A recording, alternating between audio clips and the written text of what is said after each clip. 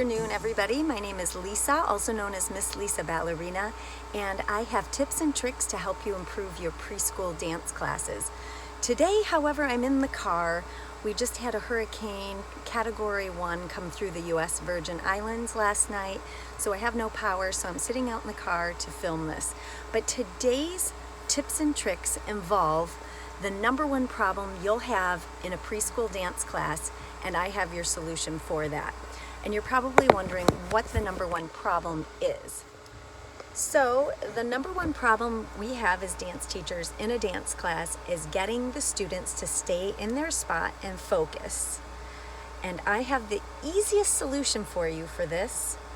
Get ready. It's don't have them stand in a spot, on one spot.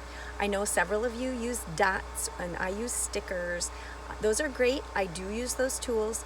But the easiest way to have them focus is by not having them stand on a spot, but to keep them moving around the space. But think of it this way. Let's backtrack a little bit. Let's say you're a parent and your child's at home dancing around, and they say, Mommy, let me show you my dance. Well, they don't stand in one spot.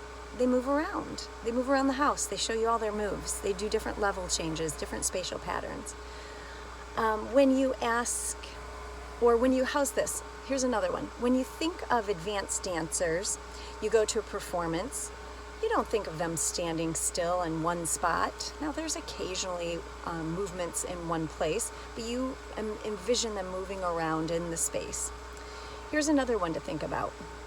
Let's turn dance into exercise. If you think of someone exercising or playing a sport, they don't typically stand in one spot the whole time.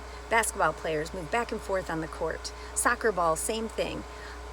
Or if you're jogging, if you're going for a run, you don't stand and jog in one spot. It gets pretty boring. All right, let's think of dance as an art form. Let's turn it into an artist, a painter. So you don't see someone painting in one spot on the paper and that's all you're going to see, or using one color. So when we ask students to do that, we're actually limiting their artistic and physical abilities. Here's something else I want you to think of. When these children are in school all day, kindergarten and up, they have to sit at their desk all day.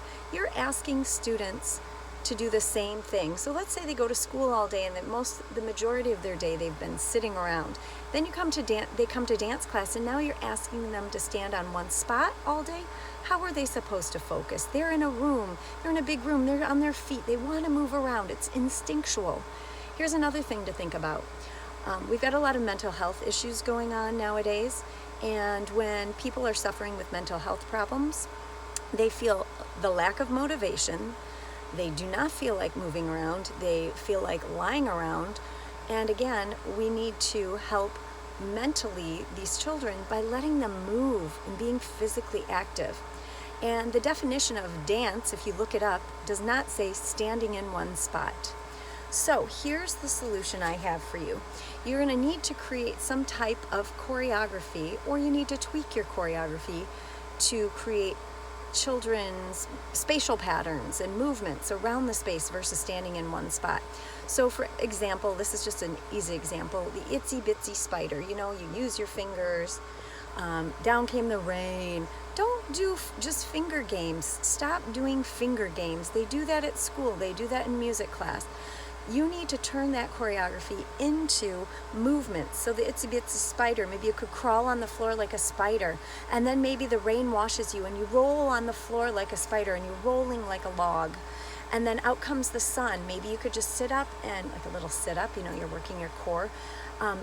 Do both of your arms opening like the sun comes out, and then crawl around some more. So that's how you can do it. Now, I'm not saying that you should never stand in a spot, but I would say maybe one song that they can focus on, and then pointing their toes or tapping their toes or balancing on one leg.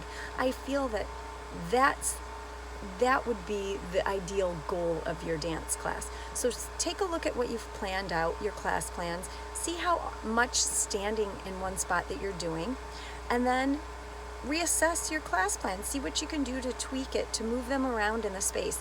Maybe during a dance, you could stand for 30 seconds and then continue on, because that's all their little brains have to handle, standing in one spot.